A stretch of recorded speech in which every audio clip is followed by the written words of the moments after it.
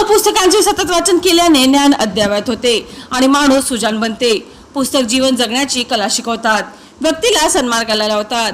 म्हणून विद्यार्थ्यांनो, थोर पुरुषांचा आदर्श बाळगून नेहमी पुस्तकांच्या सहवासात राहून पुस्तक वाचनाचा छंद जोपासा, असे प्रतिपादन सामाजिक कार्यकर्ते प्रकाश शेलापूरकर यांनी केले आहे. जुनी टाकशाळ बुधवारा अमरावती येथील सामा कार्यकर्ते संजय खंडारे यांचा पुतना चिरंजीव चैतन्य नरेंद्र खंडारे याला इयत्ता 10वी मध्ये 84.40% गुण मिळाल्याबद्दल, तसेच कुमारी पायल उमेश खंडारे हिला 71% गुण मिळाल्याबद्दल, सर्वोदय कॉलनी येथील कुमारी चंचल सचिन वानरे हिला 77.40% गुण मिळाल्याबद्दल राष्ट्रीय चर्मकार महासंघातर्फे अमरावती येथील त्यांच्या निवासस्थानी जाऊन सन्मान चिन्ह, प्रमाणपत्र व पुष्पगुच्छ व संत रविदास महाराज पुस्तिका देऊन दोघांचा सत्कार करण्यात आला.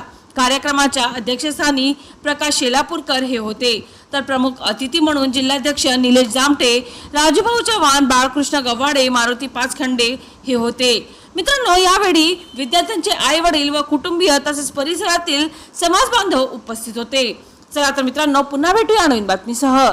तोपर्यंत पाहत रहा अमरावती सिटी न्यूज.